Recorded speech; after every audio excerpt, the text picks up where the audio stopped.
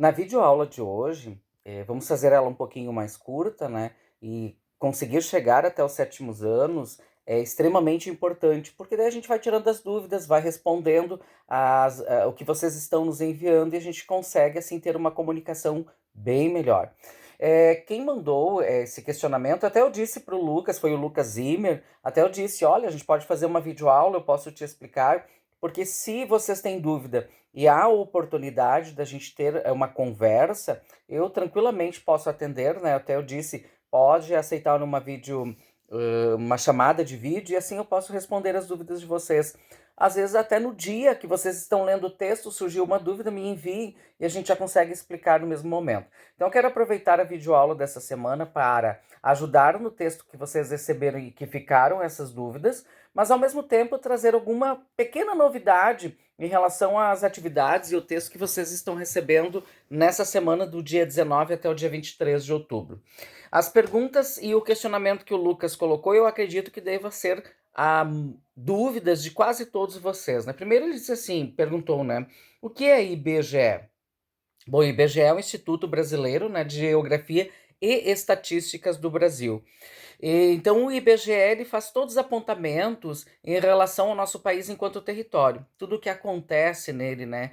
Povoação, extensão de terras, o que é feito com essas terras, locais de preservação, localizações de mapa. Então o IBGE ele procura estar presente em relação a tudo isso que eu acabei de citar. Ele também perguntou o que era a FUNAI, né? Então é a Fundação Nacional do Índio. E ela é extremamente necessária. E ela foi criada justamente para proteger as aldeias indígenas e suas culturas. Então a FUNAI é um organismo hoje que ele se faz presente procurando mapear onde estão as tribos indígenas. E não só mapear, mas saber o que eles fazem, como eles são atendidos, preservar aquelas aldeias que estão muitas vezes lá no meio da floresta amazônica e que não deve no momento ter contato com o homem que nós dizemos civilizado. Por quê? A partir do momento em que se entra direto com a cultura deles, se gera um embate. Então, como é que eles vão reagir? O que eles vão fazer? O que eles vão passar a colocar dentro da tribo deles? E mais do que isso, né? A FUNAI ela tem um cuidado muito especial com essas tribos, porque se eles estão isolados, digamos, as tribos que são isoladas, e eles pegarem uma doença que para nós, às vezes até trivial, digamos uma gripe, a gente toma vacina e assim por diante, será que essa tribo sobreviveria? Essa é uma pergunta que a gente faz. Então a FUNAI procura trabalhar diretamente, né? Ele perguntou o que é garimpeiro. Eu normalmente quando, agora com o período de pandemia isso não acontece mais, mas aqui perto de casa acontece uma feira de antiguidades.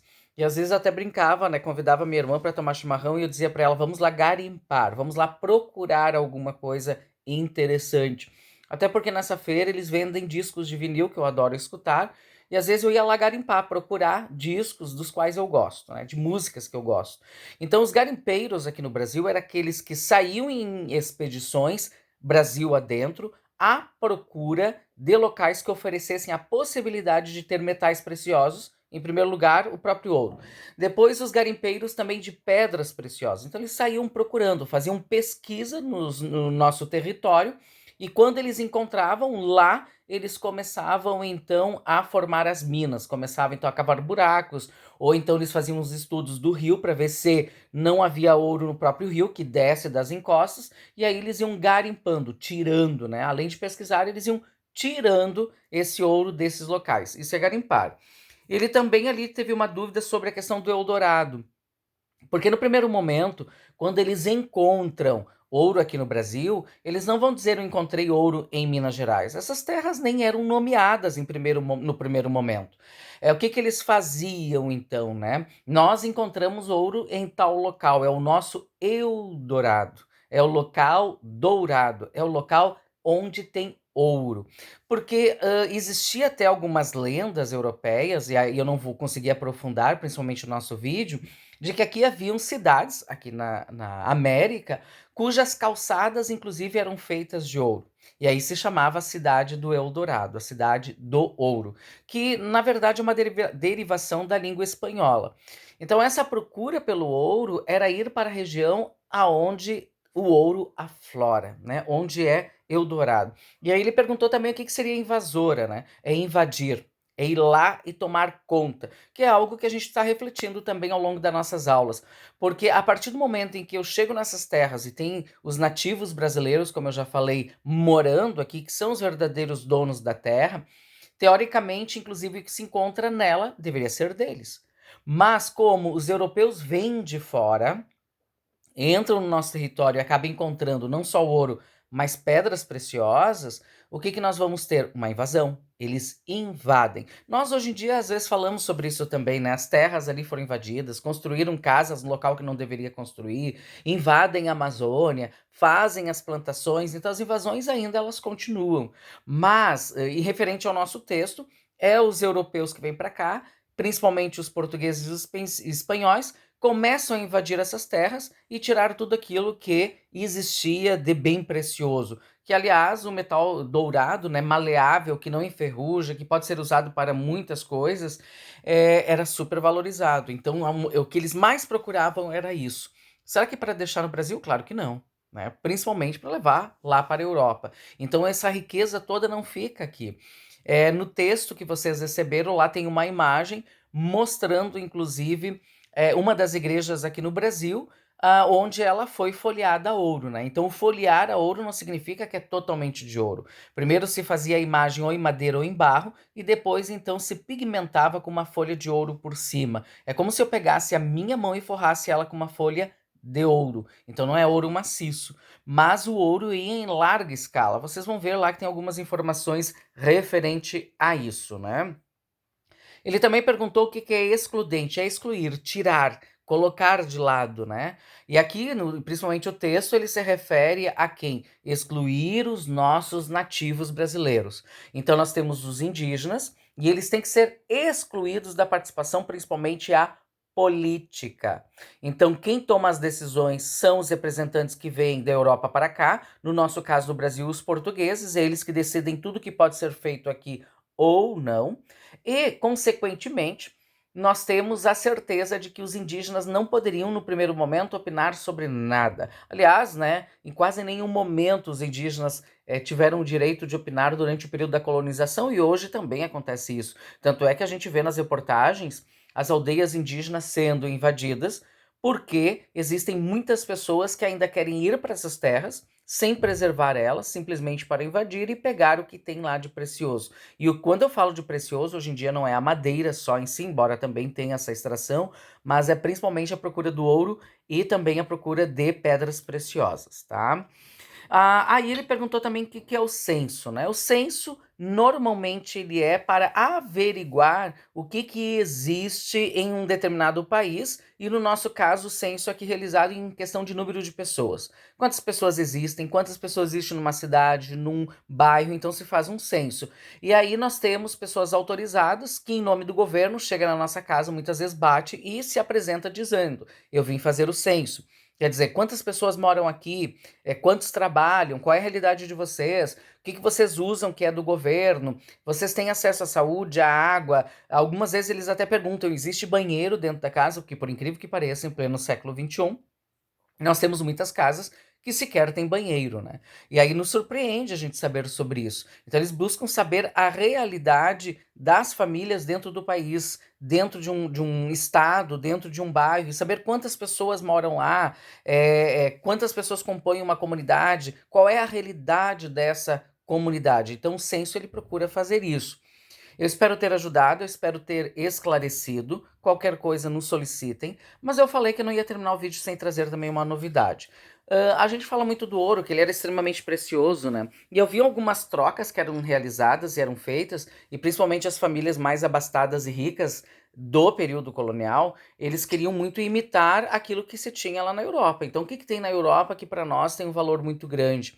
E eu comecei a pensar, né, que o ouro saía, mas a Europa mandava produtos para cá. E esses produtos as famílias adquiriam para incrementar as suas casas, que muitas vezes eram até vazias, se construíam casas grandes, né, até para mostrar a riqueza, quem é rico e quem não é. Muitas casas tinham inúmeras janelas, e nós temos. Hoje o vidro é muito barato, a gente faz lá, coloca uma janela na nossa casa, faz a casa, coloca uma janela, e aí a gente coloca os vidros e a gente compra eles, eles não são tão caros assim. No período colonial, o vidro era muito caro. Então algumas casas, e a gente vai tratar um pouquinho sobre isso, Se fazia muitas janelas, porque daí o dono da casa conseguia mostrar que ele era rico. Aí, pessoal, além disso, né, uma das coisas que vinham de fora e eram extremamente caras, eu vou mostrar aqui, tá? Tem um porta-joia. Esse porta-joia aqui, pessoal, o material dele é feito de porcelana. Esse aqui eu ganhei, tá? Esse aqui eu não comprei.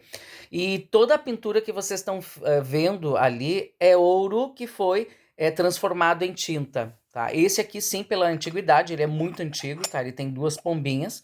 Esse dourado que vocês estão vendo nesse porta-joias, ele é, sim, um filamento de ouro, né? É um ouro pintado. Então, se eu quiser raspar para vender, ele não vai ter valor nenhum, porque vai sair a porcelana também.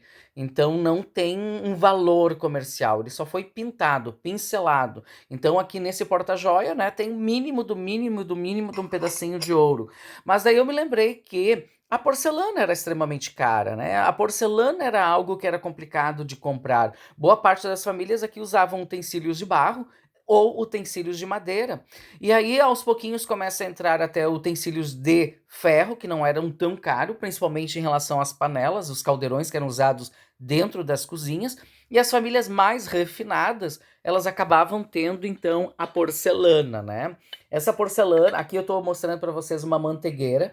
Eu espero que vocês consigam visualizar ela bem. Vamos ver se eu consigo mostrar. Tá? A manteigueira, na verdade, pessoal, era um artigo de extremo luxo, porque as pessoas compravam a manteiga, era muito complicado de preservá-la. Ela era guardado dentro desse utensílio aqui, então, de porcelana, tá? Nós temos aqui a tampinha, ó. Vocês podem ver, ela é separada. E aqui dentro ela era guardada a manteiga. Isso normalmente era usado para servir para as visitas, né? Mostrar que a pessoa era mais chique. E também para preservar de bichos, principalmente as moscas. Porque como a geladeira não existia nas casas, tinha que ter um meio de proteger, então era fechado. Mas como essas famílias elas queriam ter um certo requinte, que significa assim, mostrar que nós temos um certo poder, e nós temos dinheiro, e nós temos luxo, então se usava esses utensílios aqui de porcelana, e eu separei para mostrar para vocês. Tá? Esse aqui é um açucareiro, ele até tinha o cabinho, o bracinho dele quebrado. Esse açucareiro aqui eu adquiri aqui na garimpando, né, quando eu fui nessa feirinha de antiguidades, então não era um objeto tão caro. Ele também tem o filamento ali que é tinta de ouro, tá? E são bens que são hoje usados mais como não só aspecto decorativo, mas até mesmo o aspecto de coleção, né? Eu gosto de colecionar porcelana, eu sou um apaixonado por porcelana, né? Esse açucareiro, inclusive, eu acho ele extremamente bonito. E ele era um detalhe a mais na mesa de quem estava servindo ou um café ou um chá, principalmente no chá. Esses açucareiros aqui, eles eram serviços de chá, tá? E não eram todas as pessoas que podiam comprar, muito poucas compravam. Então, nesse vídeo eu também trago um pouquinho dessa novidade, acrescentando, além de responder as perguntas do Lucas, e que eu acredito que sejam dúvida de muitos de vocês, mas acrescentar isso, porque lá no texto estamos falando sobre a questão do ouro, mostrando também ali um videozinho que fala sobre o aleijadinho, então não deixem de assistir. Tem esse vídeo aqui que eu estou passando para vocês, que ele é muito mais um breve comentário e também explicações, e que qualquer coisa nós estamos aí para ajudar para vocês. Lembrando, pessoal, hoje nós temos porcelanas nas nossas casas, a gente até compra prato, xícara e etc, né? Mas a porcelana no período colonial era extremamente caro. Era raro, não era todo mundo que tinha. Muitas famílias, para comprar, tinham que gastar muito dinheiro, então era dispendioso. E um dos locais mais famosos na fabricação da porcelana, que eu estou me lembrando agora, era a própria França, né? A França, a Inglaterra fazia grandes manufatura da porcelana, manufatura que significa, né, que trabalhava então com esse material e o transformava. Mas claro, pessoal, que nós vamos ter o próprio Oriente com a China, depois o próprio Japão, que faziam peças extremamente bonitas. Eu sei que eu já me estendi, né, porque eu tô aqui procurando e tô pensando ao mesmo tempo, né. O da França era chamado então de Limoges, e são materiais assim que eu acabo não separando e aí depois eu tô fazendo um vídeo e eu começo a lembrar. Então esse porta-joia aqui, ele é japonês, tá? Esse eu ganhei de presente, tá? Então foi uma pessoa que me deu, ele era todo quebrado, quando eu ganhei ele estava mais ou menos em 10 pedaços, ele tá todo colado, e aí eu fiz uma breve restauração de colagem com ele, ele está aqui inteirinho. Então, foi uma pessoa que quebrou, daí ela disse, olha, eu não joguei fora, eu até queria ver contigo. Daí eu fiz a identificação dele, está embaixo, ele é japonês, e por incrível que pareça, aquele porta-joia ele já tem mais de 150 anos. E pertencia a uma família amiga e depois foi parar comigo, né?